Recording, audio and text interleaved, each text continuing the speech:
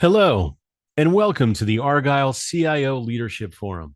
My name is Nick with Argyle, and it's great to have everyone joining us today. A couple of notes before I turn things over to our esteemed speaker. First, a quick reminder to stop by our sponsors' virtual booths at any time during today's event and for the following week. To ask questions throughout the session, simply type into the Q&A chat, and we will address your questions at the end of the session. Now, without further delay, I would like to introduce our speaker, Dr. Sashi Pillay, Vice President and Chief Information Officer, University of Nevada, Reno. We are excited to have Sashi with us for a keynote presentation titled Generative AI, LLM Use Cases for the Enterprise. Welcome, Sashi. Over to you. Thank you, Nick. And thank you for the folks who have taken time to attend this session. Again, I'm learning this just as much as you are. So what I can share with you is the stuff that I have gathered together. And as you know, the literature is now full of this. It's the current rage, which is generative AI. But before I dive into the presentation, I also want to acknowledge some of the sources that I used.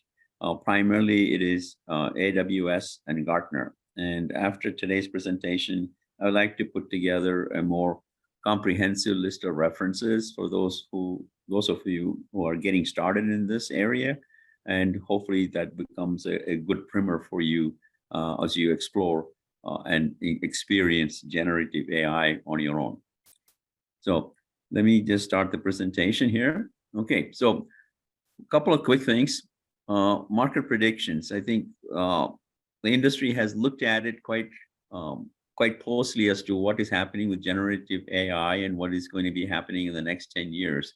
And the amount of expenses or investments companies are making globally is just tremendous.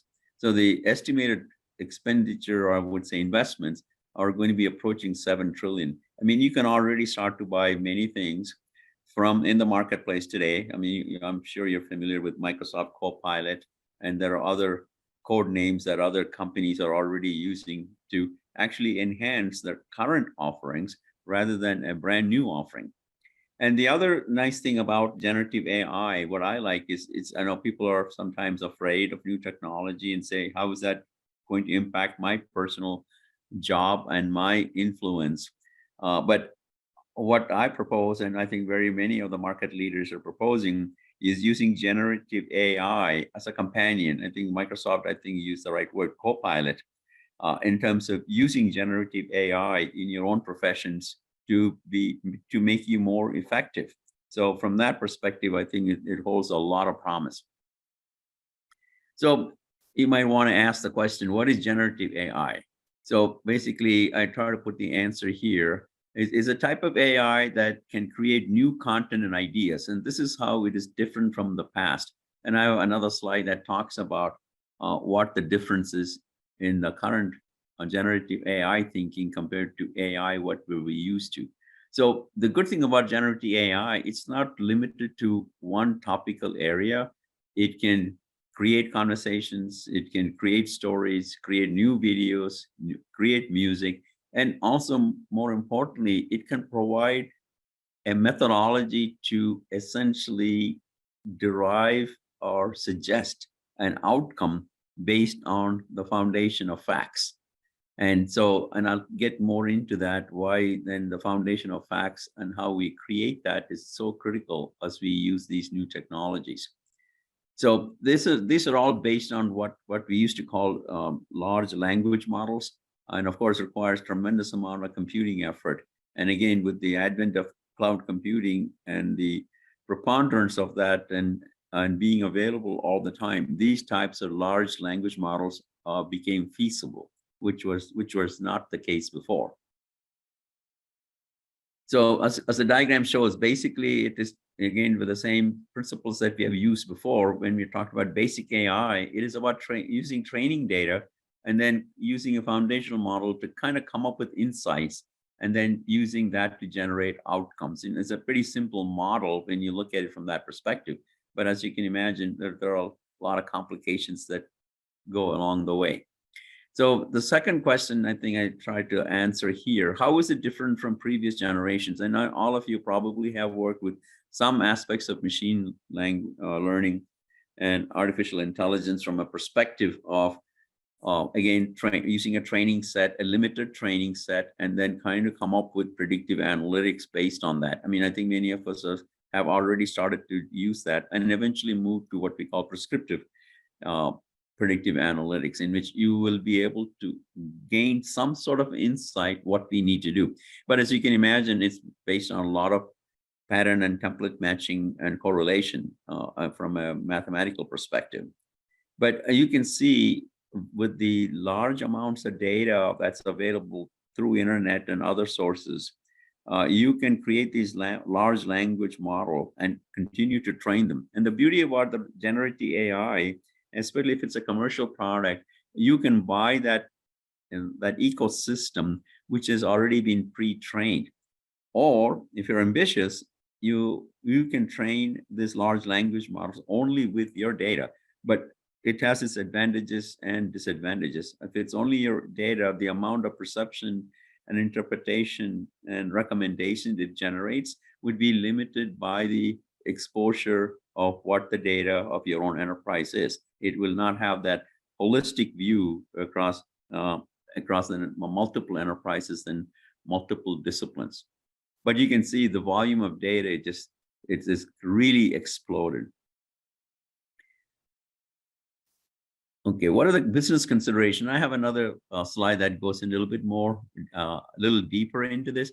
But fundamentally, when we start on this journey, we need to be fair to our own core principles. What do I mean by that? Because an AI system is something that you are training, and so we have to make sure the way you're training is basically grounded in our own value system. And if it is not that, the outcome of this generative AI model would be something kind of unwieldy and may not be exactly be usable in your own enterprise. And these are the ways of sometimes bias and what I would say undue influence happens in the generative AI model if you're not careful. And of course, it's definitely scalable and can be optimized to run on any infrastructure. For the most part, it all already is running. If you buy a packaged environment, it already runs on the various popular cloud platforms. But if you're designing it yourself, strongly recommend you put it on a cloud platform from the get-go.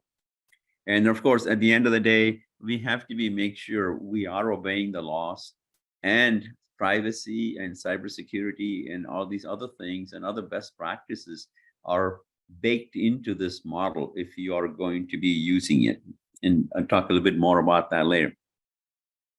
So where can you use generative AI? I think the simple answer to that is only limited by our own imagination. And these are just a few examples in various fields that generative AI can be used for us to be more productive and to actually create what I would call insights based on the data and based on what I would call cross-domain analysis. Quite often, predictive analytical models become better when you're able to reference multiple models.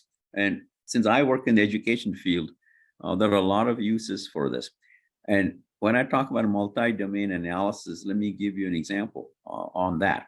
So when we talk about student success, which is near and dear to our business in the higher ed industry, many people basically gravitate towards, academic performance in the classroom. That is absolutely necessary, but we have found through research, it is not sufficient.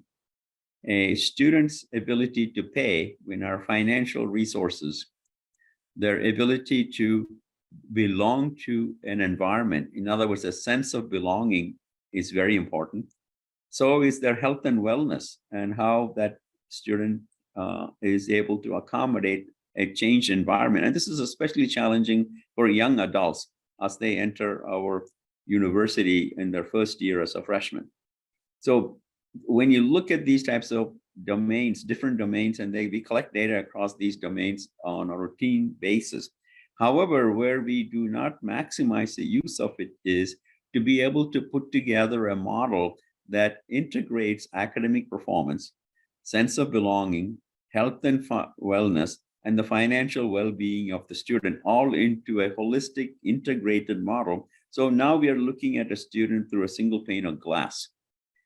Generative AI provides that opportunity to essentially do this cross-pollination of data from multiple sources. Even though these sources of data are siloed and we collect and curate the data separately, generative AI gives us an opportunity to essentially work across these domain boundaries for a better outcome. In our case, is about predicting student outcomes in a way that when we see a student not performing uh, based on our target scenarios, we can then intervene and provide mitigating advice, additional courses, maybe more health and wellness, better care.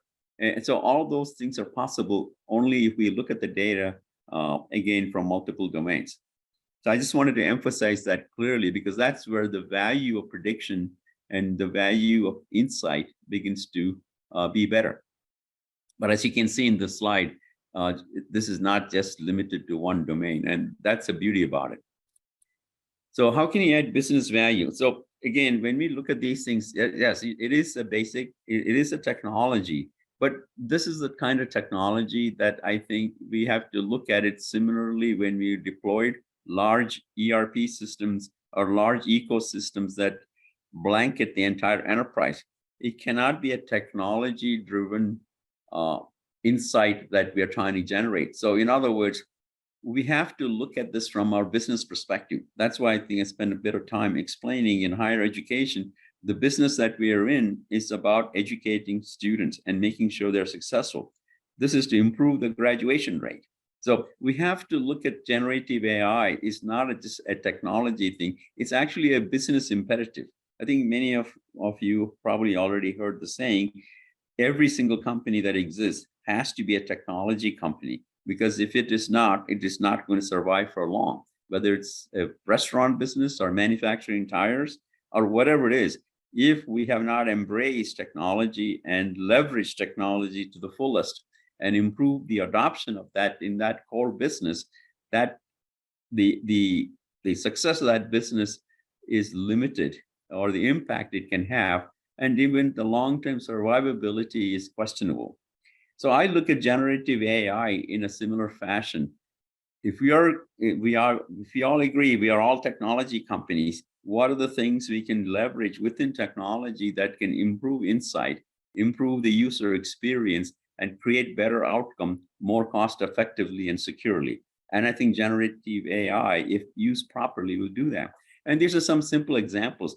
We all familiar with chatbots, but there are cases in which I think it is Georgia Tech that actually used over a semester for a period of time a chatbot based on using generative AI models to be able to provide assistance to students who need additional help. It's almost like an online tutor. And after the semester is over, they did a survey, and many of the students did not even know they were actually interacting with a robotic system. In fact, they gave very high reviews for the accuracy of information the students received and the ability to be able to better perform in the classroom. So, like I said in the beginning, the use of generative AI is only going to be limited by our own imagination. But there are some cautions that we need to apply to this. So I just wanted to go back and then talk a little bit more about the generative AI and how it could be applied and what we're taking a look. And I already talked at length about the tutoring and homework help. And the beauty about that, as you know, students have all these questions at 2 a.m. the day before the exam. And having a human being available to answer those questions on a timely manner at their convenience is next to impossible. And the whole idea is with the generative AI and the ability to gain insight, we can then take the very next step, which is essentially personalizing the education depending upon the student. Everybody learns things differently. Some people need repetitive work. Some people need more complex problems so they understand the concepts better. We are the precipice of actually being able to do some of those things based on some of the insights we can gain from generative AI.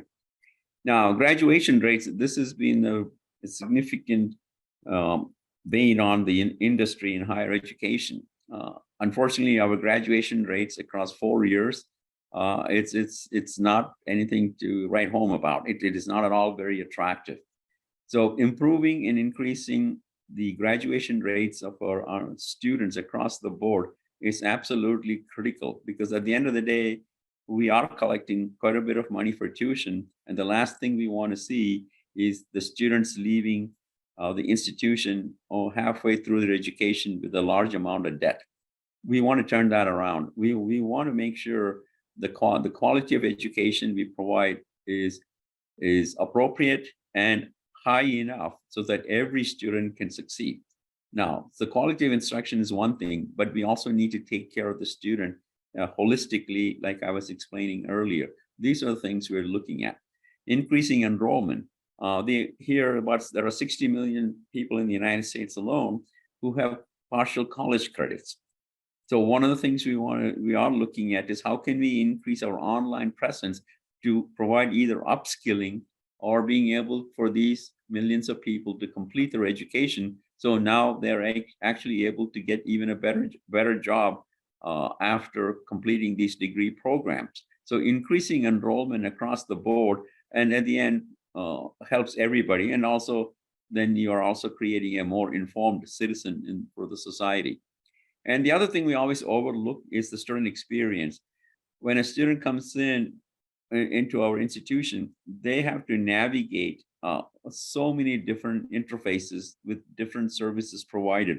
Wouldn't it be nice if we can essentially create a single interface through which they can interact in terms of registering for the courses, checking their grades, signing up for tutoring, doing their assignments online, and I can go on and on and on.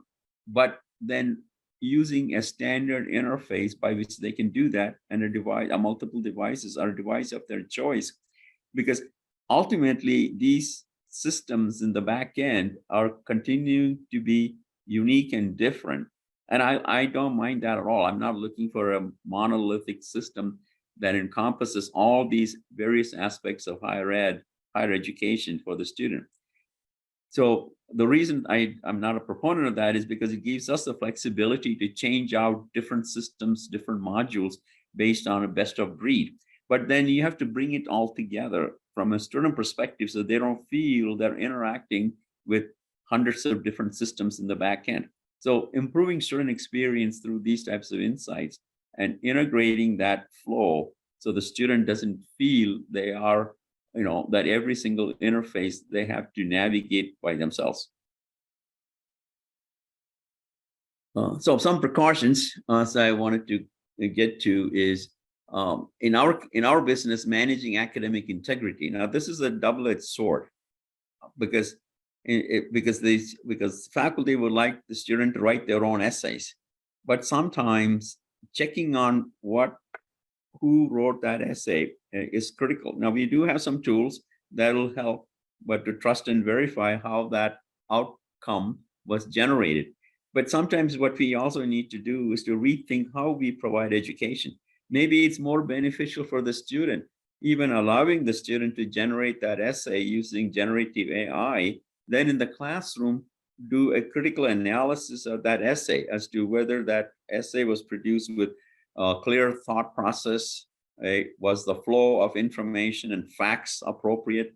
Did it have a good explanation of the circumstances? And did it have a good conclusion that a reader can easily follow from the beginning to the end?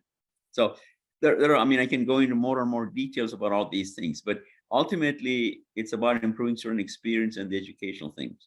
Then the other thing we need to worry really about, that we are not artificially introducing bias and being mindful of privacy and cybersecurity. You do not want to train the model with proprietary data then somehow gets released in the public. So need to be mindful of that. So let me close with these basic tenets of generative AI. whatever we do, we need to make sure the outcomes that we generate, we provide total transparency, whether it's machine generated or human generated. And I already talked about be mindful of bias that we might unknowingly introduce into the system. And improving accuracy, that only happens after you train these models. You have a human in the loop to continue to refine the outcomes and the insights. And I already mentioned about the importance of privacy, proprietary data, and security of information, and maintaining intellectual property. Then at the end of the day, we have to implement a proper governance to make all these things work properly. So let me stop there and ask Nick if he has any questions that he'd like for me to address from the audience. Absolutely. Thank you, Sashi. Here's a question from the audience. Any thoughts on the greatly increased energy usages by the largest companies and their development of AI? It doesn't sound very green to me. Oh, well, I'm not sure if I'm the best qualified to answer that question, but I'll give it a try. At the end of the day, we are not creating any new platforms. We are basically running most of these models in the cloud, and we are relying on the big cloud providers and their data centers, and hopefully they are running that in an ecologically responsible manner. This is introducing more workloads for them. So I'm hoping in the back end of their designs, they are eco-friendly. Great. Here's another question. How much nurturing and maintenance is required with generative AI, especially if you try to have the AI engine within an organization's ecosystem versus open source and susceptible to proprietary info dissemination? Oh, I mean, all questions are good. That's a very thought-provoking question. So when we're talking about creating large language models, in my mind, there are lots of different choices. The simplest choice I think I try to address, the first one, of course, is kind of using only your proprietary data. Now, I know companies are always trying to be competitive and they protect their intellectual property with the utmost importance. So you can generate and create your own generative AI environment completely and totally focused only with your proprietary data. But you need to be mindful of that. The insight then it produces is only going to be limited by the exposure of the insights that you can generate within your own enterprise. Now, if you use a open source large language model, which has been trained with multiple data sets, much more than we can probably train within our own enterprise, it's going to have, in my humble opinion, my guesstimate is it's going to have far more insight. Now, well, that's a good thing.